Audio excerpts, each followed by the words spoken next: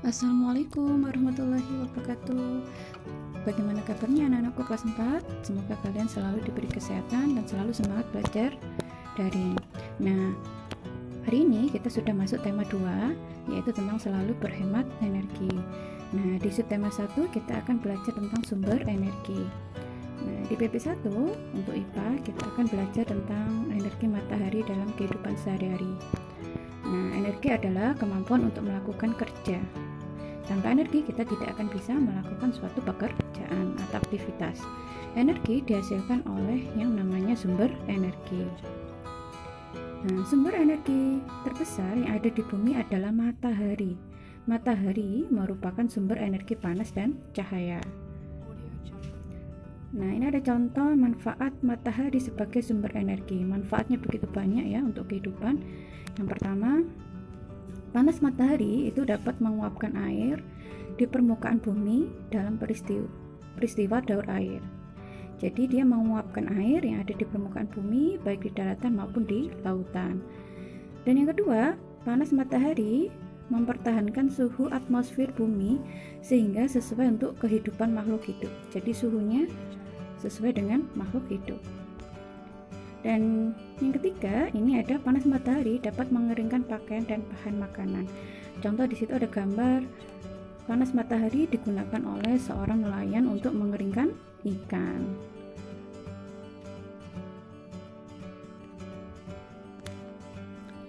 Dan yang keempat, ini ada cahaya matahari menerangi permukaan bumi. Manfaatnya ya, jadi tanpa matahari permukaan bumi akan menjadi gelap. Terus selanjutnya, cahaya matahari dimanfaatkan tumbuhan untuk proses fotosintesis. Jadi tumbuhan itu membutuhkan yang namanya cahaya matahari untuk fotosintesis.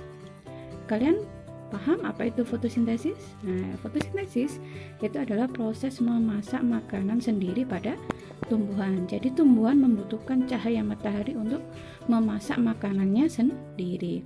Tanpa cahaya matahari, tumbuhan tidak akan bisa makan. Jadi seperti itu ya.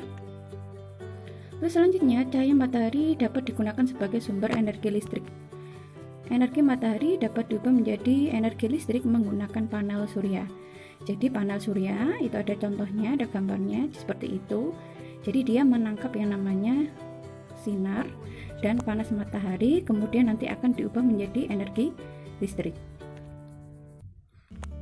Nah, untuk bahasa Indonesia, kita akan belajar tentang mengolah informasi dalam bentuk peta pikiran. Mengolah informasi adalah mengolah sumber data berupa gambar atau teks bacaan menjadi sebuah informasi yang lebih jelas. Salah satu cara mengolah informasi adalah dengan membuat peta pikiran. Jadi seperti apa ya peta pikiran itu? Nah, ini ada sedikit ringkasan tentang bacaan tentang minyak bumi yang ada di bacaan halaman 75 yang ada di buku pena. Silakan kalian membuka buku kalian. Nah, dari bacaan itu Bunda sudah membuat yang namanya ringkasan. Di situ terdapat minyak bumi termasuk sumber daya alam yang terkandung di dalam perut bumi dan diperoleh melalui proses penambangan dan persediaannya semakin terbatas serta harus digunakan secara hemat dan tepat. Nah, sebelum minyak bumi dimanfaatkan sebagai bahan bakar, minyak bumi diolah menjadi bensin, solar, dan minyak tanah. Jadi, minyak bumi itu diolah supaya dapat digunakan. Terus, ringkasan selanjutnya, sisa hasil pengolahan minyak bumi berupa parafin, plastik, dan aspal. Nah, bentuk peta pikirannya seperti ini ya, Nana. Jadi, bacaan judulnya apa? Minyak bumi. Terus, tadi ringkasan yang Bunda buat itu ada bagaimana asal minyak bumi, cara memperoleh minyak bumi, serta hasil olahan minyak bumi.